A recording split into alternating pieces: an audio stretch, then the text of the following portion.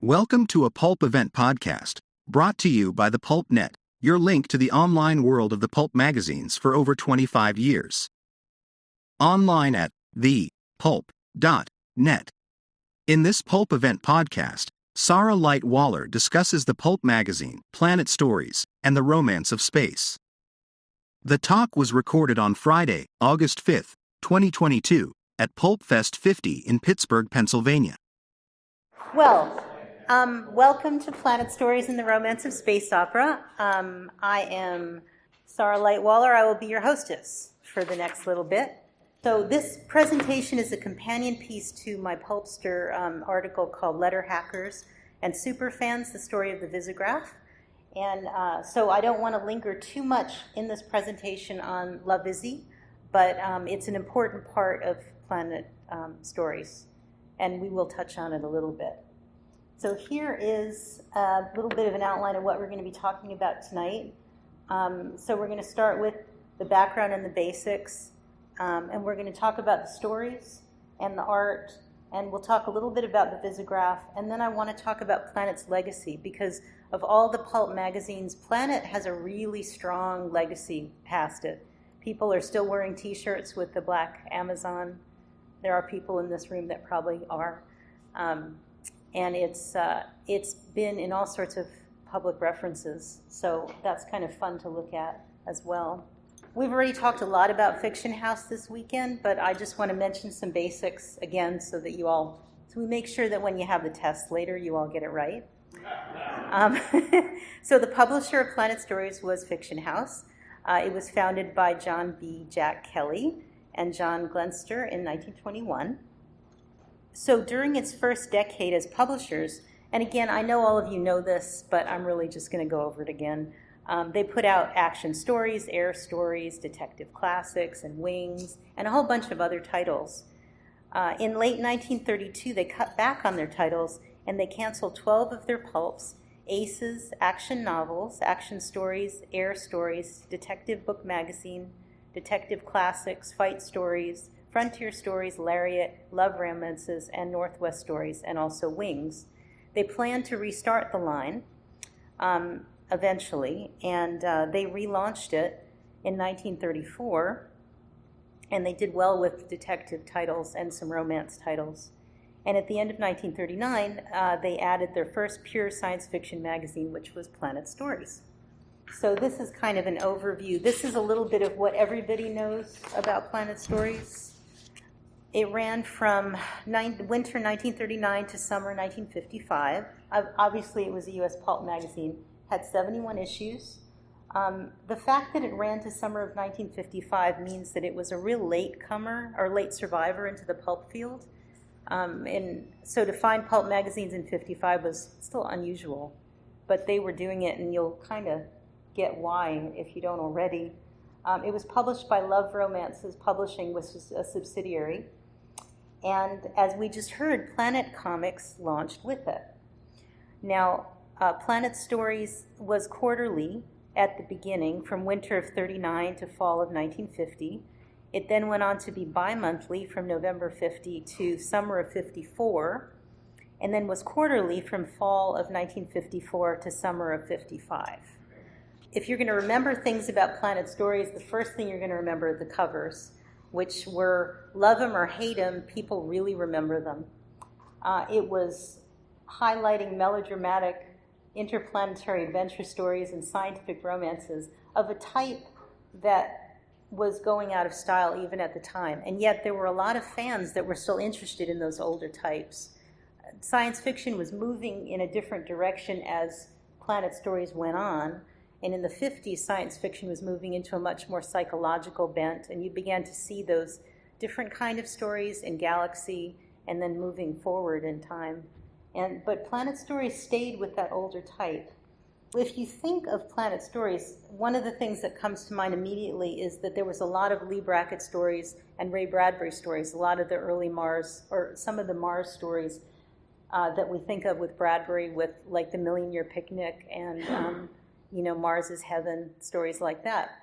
But it wasn't real Mars. It wasn't scientific Mars. It was a Burroughs type of Mars. It was a romantic one. And so another feature that was important about it was the visograph. And of all of the letters columns in all the magazines, I think that the visograph probably had one of the most robust fan bases and most interesting, but we'll get back to that as well. Planet Comics was, as we heard, it was published by Fiction House. It ran from January 40 to winter 53 for 73 issues. It was the first comic book dedicated entirely to science fiction and space opera in particular, and it was the foremost purveyor of good girl art and comic books of the period. So here we have the cover of Planet Stories and Planet Comics, both first issues. And if you look at the subtitles, you can see how similar they are. Planet Stories was Strange Adventures on Other Worlds, the Universe of Future Centuries, and Planet Comics was Weird Adventures on Other Worlds, the Universe of the Future. So they were definitely tied together by concept as well as look. The colors, the basic design, I mean, it's kind of amazing that they're so close. Obviously, it was a design choice, and I think a good one. They're really paired together. The good girl art is important. And again, the covers usually featured a beautiful, scantily clad space woman with long, bare legs being menaced by a frightful alien monster, just like on the covers of Planet Stories. But as was just mentioned, sometimes the reverse formula was used. So you had, and in the stories as well, the heroines were the ones who were defeating the space aliens and the villains, and they were getting little help from the males. And people have noted, cynical people have noted that, this might have been a way to just have more pretty girls on the cover. But the truth is that we know that they were getting the attention of female readers, and we know that by some of the letters to that one as well. So as we've heard, some of the early covers were drawn by Will Eisner. Again, Fiction House employed several female artists to work on the tales, and Lily Renee was one of them, Marcia Snyder, Ruth Atkinson, Frances Hopper, and she did art for Mista of the Moon, which was quite good. I haven't read a lot of Mista on the Moon in Planet Comics, but it looks good from what I've read. So yes, there were plenty of male readers attracted to Planet Comics, but the space heroines were pretty competent too. And it's nice to think that girls interested in space opera of the day, and there would have been some, had something to read. So that's kind of nice. So then we get into the authors of Planet Stories. These are the most prolific writers. And so, one thinks about Lee Brackett and Ray Bradbury, and indeed they were the most prolific story writers for that magazine. But you can also see these are the others that had more than 10 stories. And it's interesting how many stories Bryce Walton had. I'm very much a fan of Bryce Walton's work. I don't know how many of you have read a lot of his work. This was more his early stuff, but he was in there a lot. And Nelson S. Bond, who I'm also very fond of.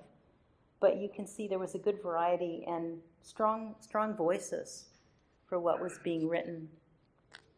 But you could say that Lee Brackett is most characteristic, with all of her planetary romances and love and adventure stories on Mars and Venus. She first appeared in the winter 1940 issue, but it was not really until the post-war years that she did her most memorable stories. For example, and she, like her collaboration with Bradbury and Lorelei of the Red Mist, which was summer of 46, and 3 stories which featured her hero, Eric John Stark, which started with Queen of the Martian Catacombs in the summer of 1949.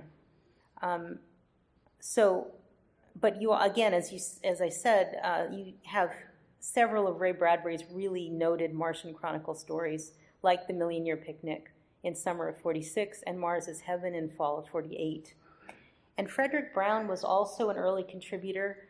I don't know how many, you're probably all familiar with Star Mouse. His story, Star Mouse, is so delightful, from spring of 42, and then the sequel, which was Mitke Rides Again in November of 1950. So then we have other notable writers with less than 10 stories.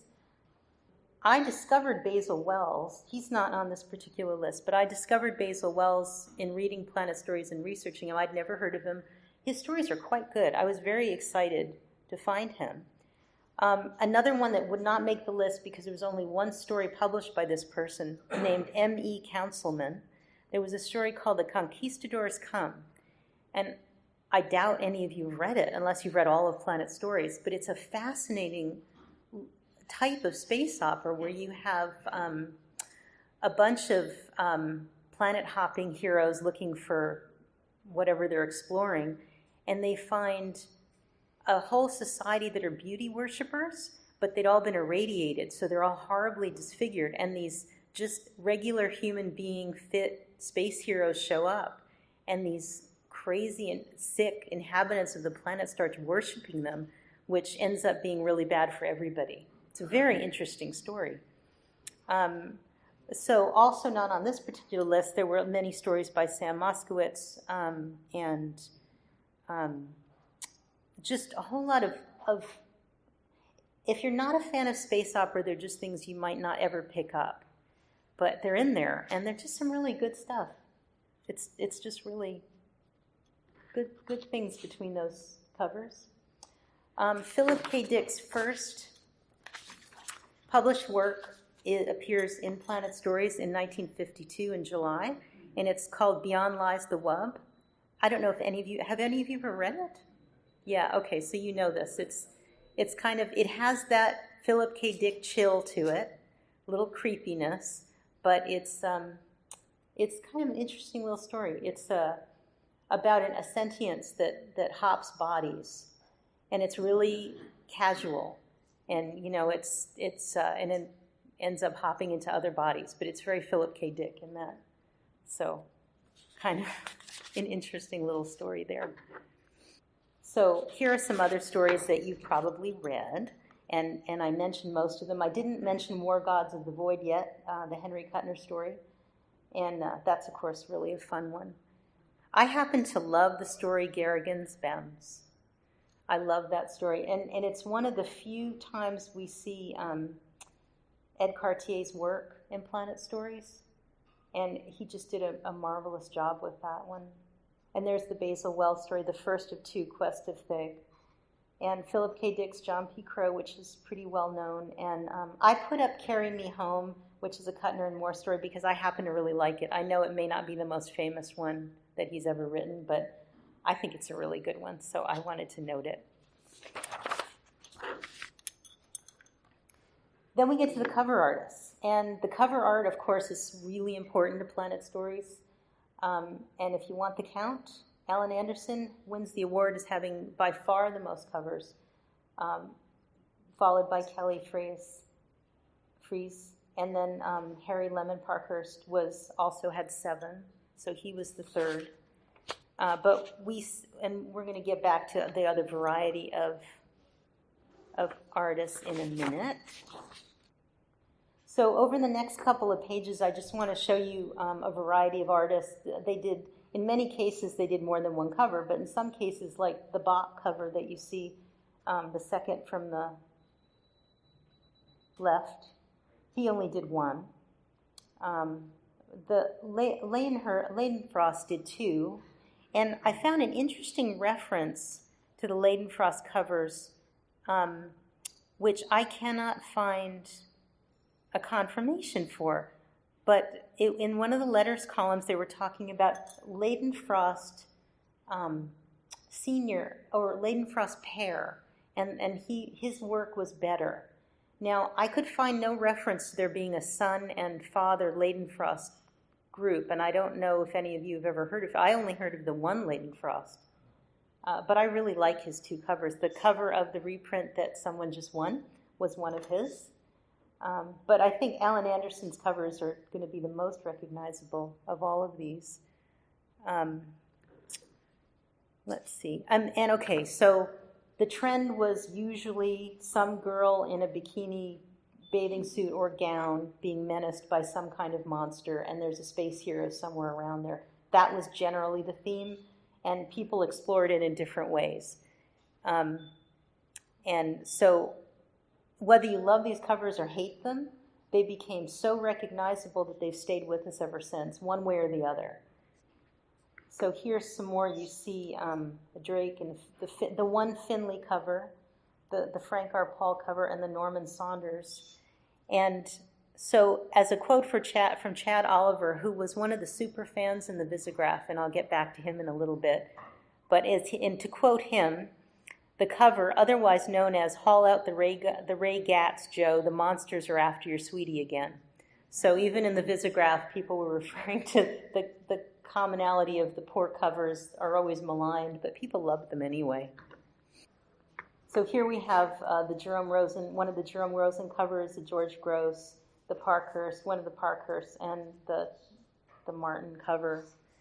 I have a quote from Lee Brackett, also from the letter columns, and she's referring to the Rosen cover, and she said, "I have just procured the new issue of Planet, and I'm still drooling over the cover. Rosen does a beautiful work, even if for some mystic reason the picture seldom has anything to do with the text. Oh well, who cares? His sense of form and color is right up there with the best, and for my money, he does the best pulp covers on the stands." And she said that in the Winter 43 issue. So we know that even then, and this is still going on, artists are drawing whatever the heck they want sometimes, or they're painting it first, and it doesn't fit, and but who cares, because it's pretty, and it's keeps you interested. Now the interior art got worse and worse.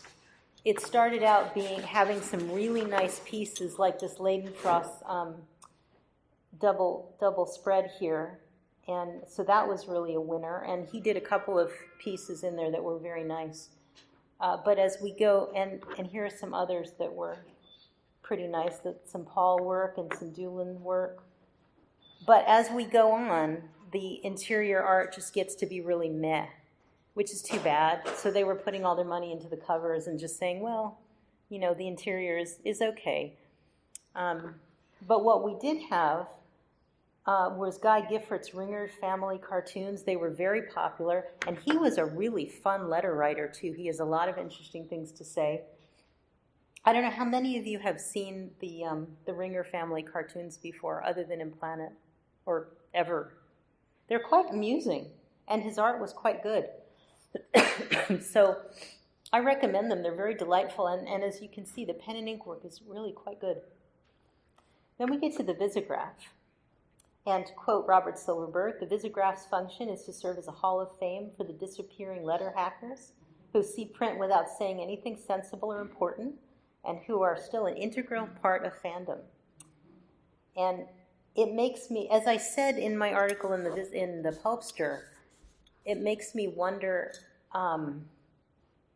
if we could still do a forum anything like this. We could try, but people were so irreverent in it, and they had such a good time. I think we would have a bit of stricture about what we could and couldn't say today. There's a quote from Guy Gifford, who said, "It's rather hard for a writer professional to swing into the free and easy, don't give a damn style of these letter hacks. Letter hacking is a business all of its own.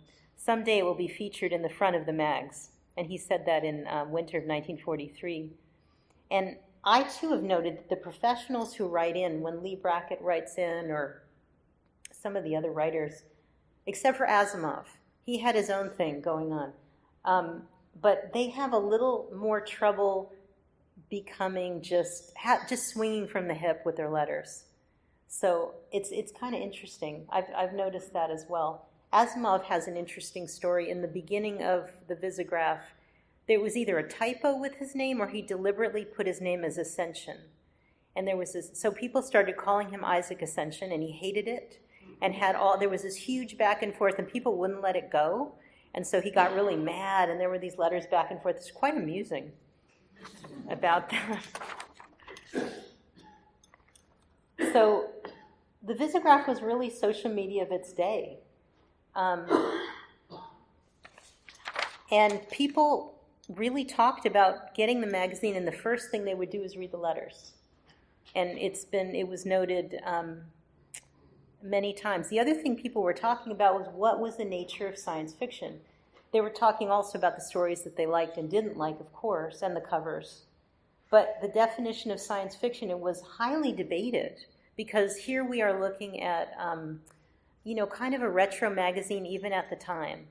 And they were saying, well, we like this, but, what's going on with this, Bradbury fellow? And written in by a housewife who was talking about, talking about how she passed the issue around and all the family members liked different stories, but she wanted to report what everybody liked.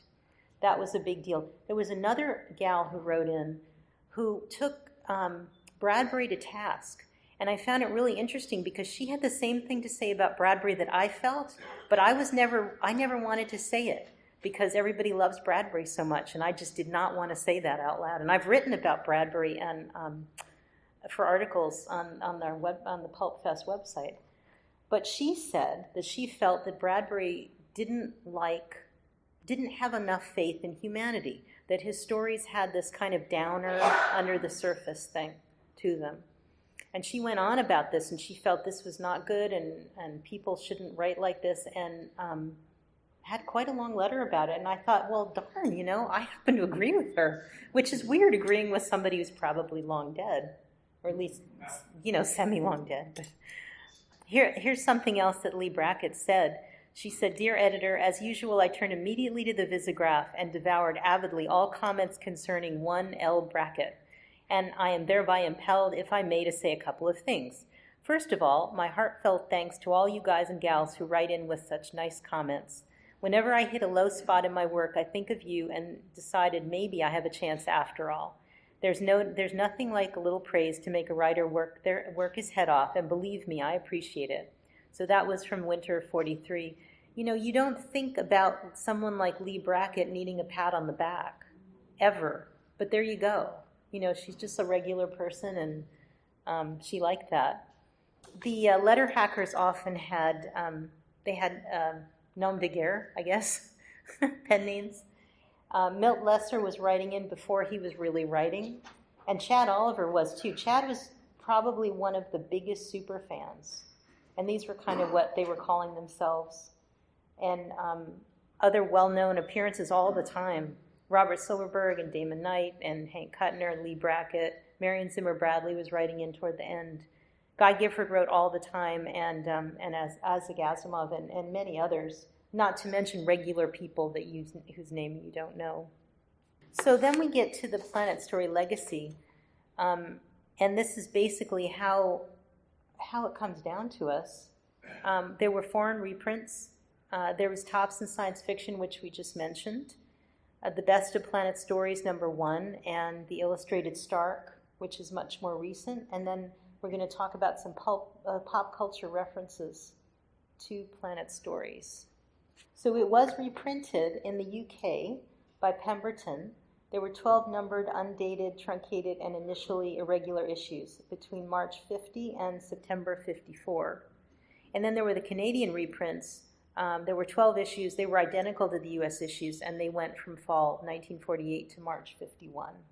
And then there's Tops in Science Fiction, which was 2 issues. The first issue was spring of 53, and it included Citadel of Lost Ships by Lee Brackett, The Last Martian by Ray Van Houten, Castaways of Eros by Nelson S. Bond, The First Man on the Moon by Alfred Koppel, Task to Lahari by Ross Rocklin, The Millionaire Picnic by Ray Bradbury, The Rocketeers Have Shaggy Ears by Keith Bennett, and The Black Friar of the Flame by Isaac Asimov. You all are familiar with The Rocketeers Have Shaggy Ears? That story? I'll talk about it in a minute for those who aren't. The second issue was from fall of 53, which included Lorelei of the Red Mist by Lee Brackett and Ray Bradbury, and The Gods Laughed by Frederick Brown, Grifter's Asteroid by H.L. Gold, under the Harold C. Fossey name, The Sword of Johnny Damocles by Hugh Fraser Parker, and Saboteur of Space by Robert Abernathy. And then we have The Best of Planet Stories #1 from 1975, which included, it had a good introduction by Lee Brackett, actually, and then Lorelei of the Red Mist, The Star Mouse, which is Mitke #1, Return of a Legend by Raymond Z. Gallum, Quest of Thig by Basil Wells, The Rocketeers Have Shaggy Ears, and The Diversifal by Ross Rocklin, and Duel on Syrtis by Powell Anderson. So it's a good book, the reproduction, or that reprint. And then I don't know how many of you have seen this, but the Illustrated Stark was, the 3 books were put out again in 2019, and you can see that they kind of updated the cover, but used the same, especially for the Black Amazon. The other 2 books are not quite as dedicated in looking like the original so much, but they're close, and you can see. This was put out by Sersova Publishing, along with Star 2, so it's an all-new, fully illustrated 70th anniversary edition of Lee Brackett's Eric John Stark trilogy. And it's the Queen of the Martian Catacombs, the Enchantress of Venus, the Black Amazon of Mars, and together as the completed Illustrated Stark. And again, it came out in 2019 over a period of months. So then we get into some pop culture references. That is actually my calendar over there on the right. So we still see plenty of Planet Stories in that. And I think Futurama is pretty clearly referencing Planet Stories with their Planet Express logo. And of course, all of Futurama, the cartoon is really, it's just retro space opera references all over the place. So, and then this is kind of a funny one. I don't know how many of you have seen the movie Earth Girls Are Easy from 1988, but in the opening credits, those are 2 stills, and they're very clearly the Black Amazon of Mars. There's other things. The opening credits are a complete homage to pulp imagery, but this one is just really very specific. I don't have slides for the next 2, but I'm going to talk about them. I have it was a late edition. So if you want to come up and see it, I have a piece of paper. But in the fall of 1950, Planet Stories, there's an ad. It's actually a review, but it's kind of also serving as an ad by Forrest Ackerman about Rocket Ship XM, the movie, and he's talking about that. But the female star of the movie is holding an issue. She's reading an issue of Planet Stories. It's the spring 1950 issue, the issue with the Rocketeers have shaggy ears. And so some press, and they just put it in the magazine. So the press was looking at Planet Stories even then because of the fun covers. So if anyone wants to read that, I've got that here. And then another kind of weird reference, I think, and again, it's a supposition, the movie The Secret Life of Walter Mitty, that with Danny Kaye from the 40s, it's my opinion that Pierce Publishing is supposed to be a reference to Fiction House. So it's not a Planet Stories reference, it's a Fiction House. Because if you remember the movie, he goes in and there's all these different covers of different types of pulps. And I was thinking, what other pulp house was that varied, that had everything? Maybe Street and Smith, but I think Fiction House was more broad. So I think that was a subtle reference to Fiction House in that movie. So it's not really Planet Stories legacy, but it is Fiction House legacy. So I feel like I went through that really fast. I don't know what time it is, but... Oh dear. Well, then we can chat about it. I was afraid I was going to go too fast. One thing I can talk about, though, because you were talking about the other authors that were in Planet, I have a list of everybody. So it would be actually fun to talk with you guys about who you think was in there, who you've read, and who you liked in Planet Stories.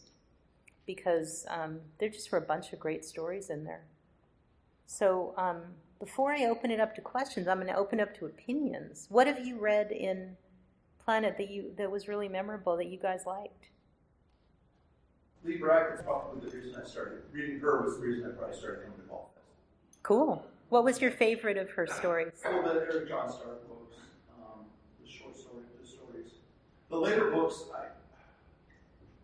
I know she wrote them, but they're a little political, or there's a lot about the 3 books. It was the 3 books she did later, and I don't know maybe somebody here knows. Did she write them, or did her husband Which ones? The three novels she did.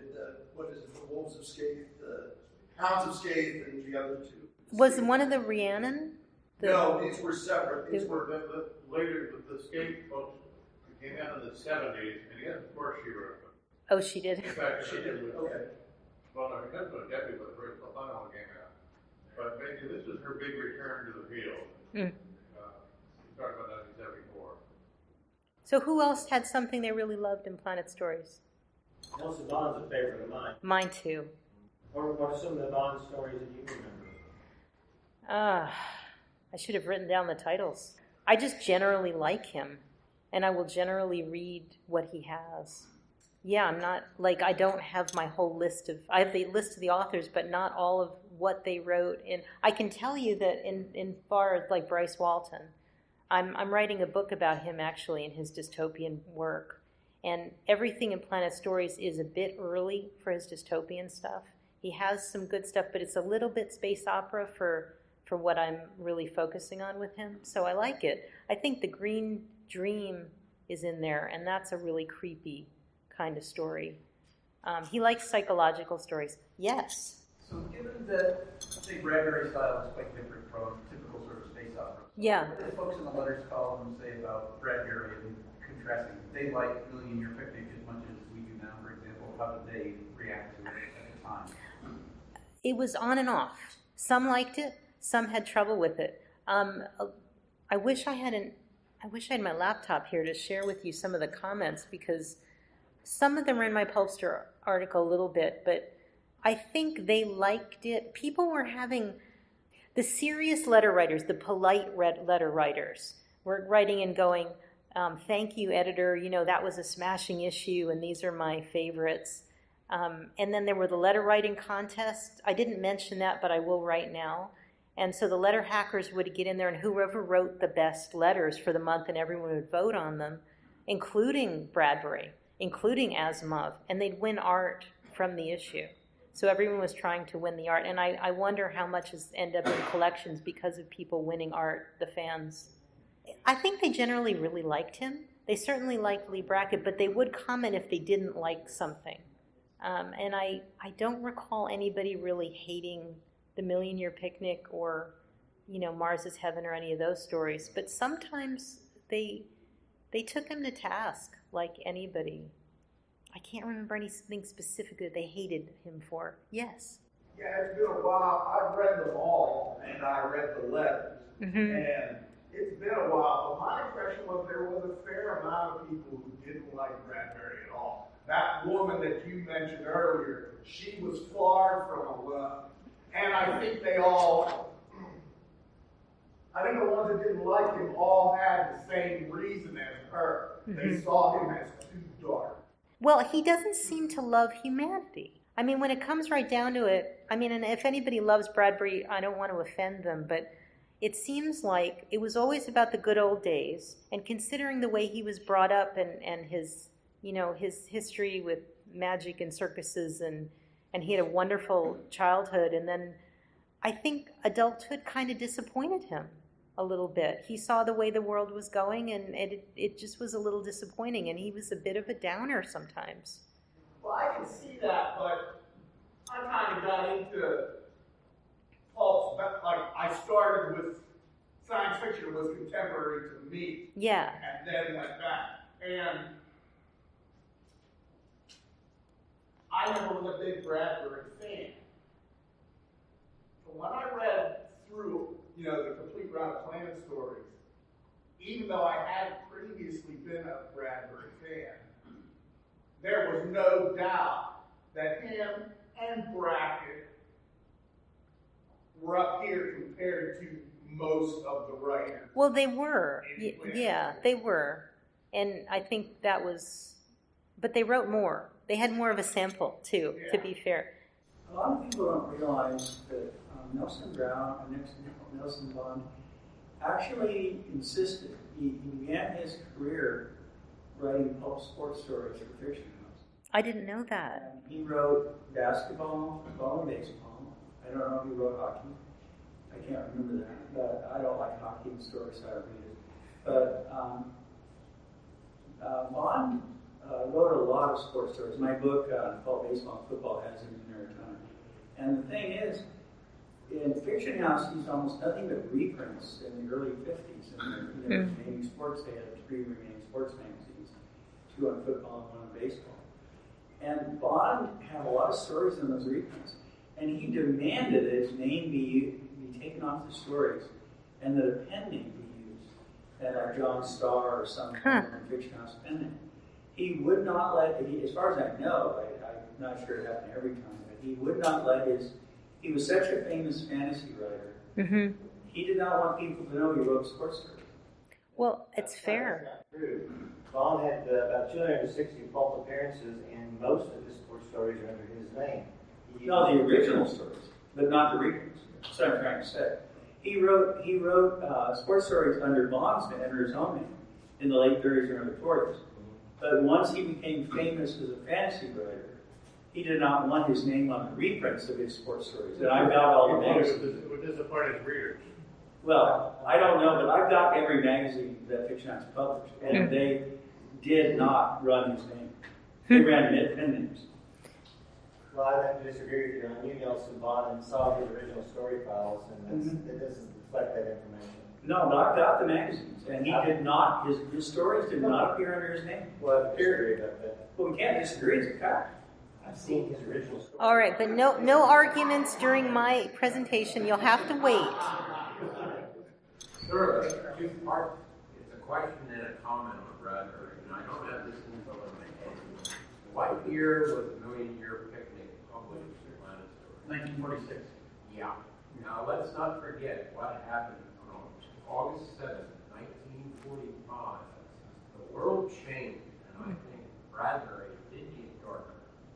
I'm a big fan of Astounding, because all the field of works. The stories of Astounding post-war were almost all about apocalyptic stuff. Yeah. Because of August 7th, 1945, and the first atomic bomb was dropped. Yeah. And a lot of it. Well, again, referring back to The Rocketeers Have Shaggy Ears, which was a post-war story and a very famous one. And it's very gritty and it's very realistic, and it was written, it's a one-off story by an author. I don't think he ever wrote anything else again, but he came back from the war and he wrote this science fiction piece very clearly written by a veteran who'd seen it and put it in there, and it becomes a very famous story in military genre science fiction. Is Million Year Picnic dark? Do people feel like it's dark, or is it more, I don't know? Oh, I don't think it's dark. I don't think that story is particularly. Mars is Heaven is not a happy-go-lucky story, though, And he's got so many of his Mars stories. Not all of them were in Planet Stories, but there's one about, I forget the name of it. There's a telepathic alien that humans go to Mars, and there's like one telepathic, and it will change shape to whatever your consciousness wants. And humans are so outrageous that they make this thing change shape. They don't do it consciously until the thing dies. And so, there's just a whole lot of, bless Bradbury's heart. He was a wonderful writer, and he brought us a lot. But he did have his those feelings on his sleeve, and we get to see them, and although he was writing romantic Mars, I think Lee Brackett may exemplify more the romantic in the other sense of Mars. Henry Kuttner has some good stories in Planet. Just a comment about the legacy of Planet Stories. I think you should just keep in mind that Lee Brackett, near the end of her life, more than 20 years after the end of Planet Stories, wrote the first draft of The Empire Strikes Back. Yes, she did. And that was at the very end of her life, too. The Empire Strikes Back. I've read part of it. I think it would have made a really good movie had they left it, but it was a bit old for apparently what they wanted. I still think it would have made a good movie, though. There's still a lot of it that they used. Yeah, they filtered it. They still gave her credit. Yeah. On the screenplay, although a lot of it was changed. Right. I think it would have been good. It had that pulpy action to it. Empire Strikes Back, there's one scene in there where the lady is on that's a cover of Planet Story. Even my son told me. Well, the one where she's on the floater or whatever. That was the third movie, not the second. Mm-hmm. It does. Well, I'm sure it was influenced by it. So if I have a little more time yet. Yeah, it's like the Visigraph out there. This is why I wanted to do it, because that's a piece of Planet Stories. Yes. Actually, one comment about the Visigraph.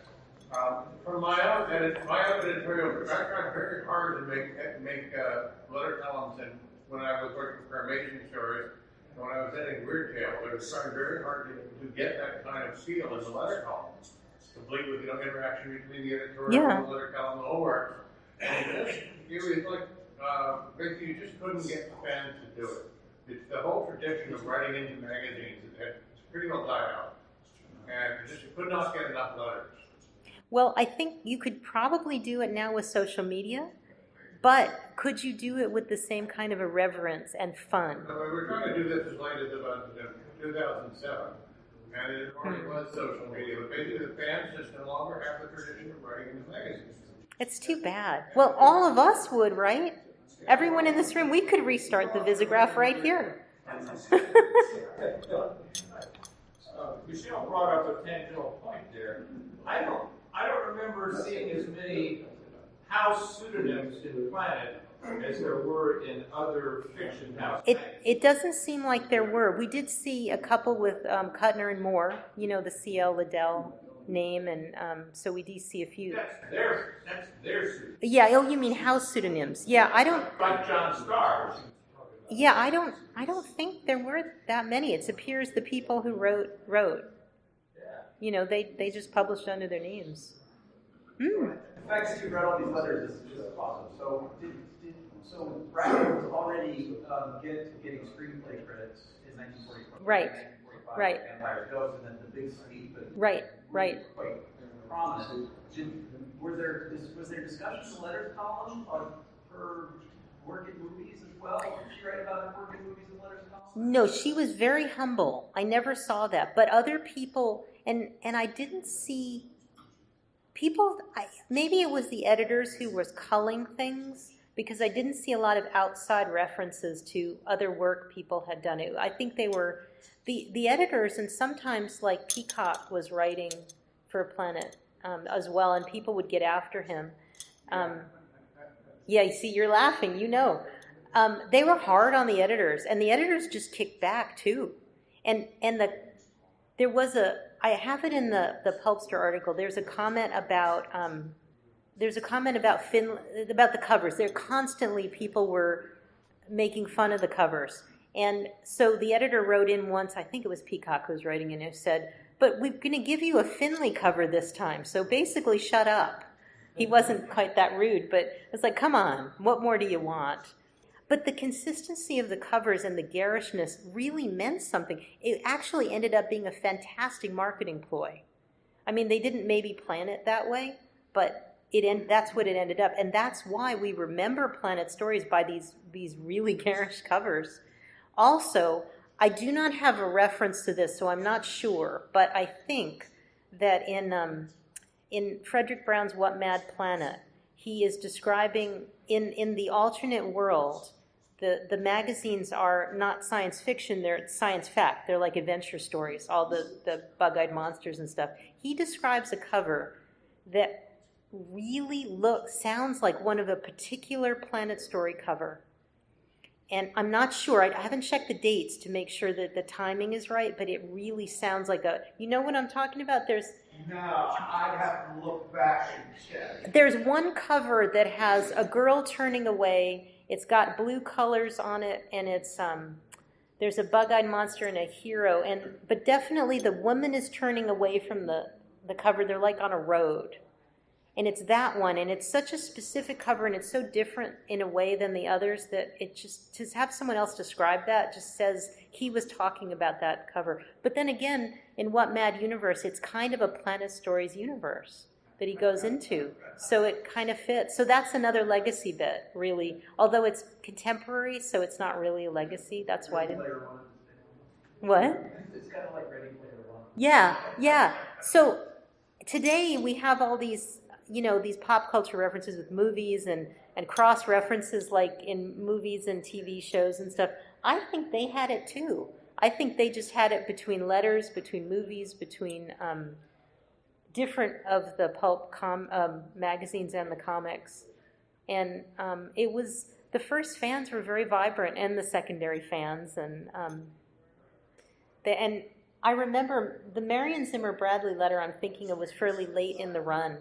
And she was very young when she wrote it. I mean, she was probably 10 years away from the, not her. She was still a bit away, I think, from really doing a lot of publishing.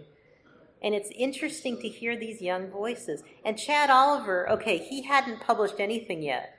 And that is what makes him so interesting. He was a real irreverent letter hacker. People loved him and hated him. And he wrote a lot of letters.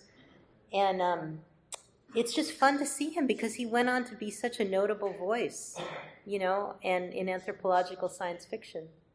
Thank you.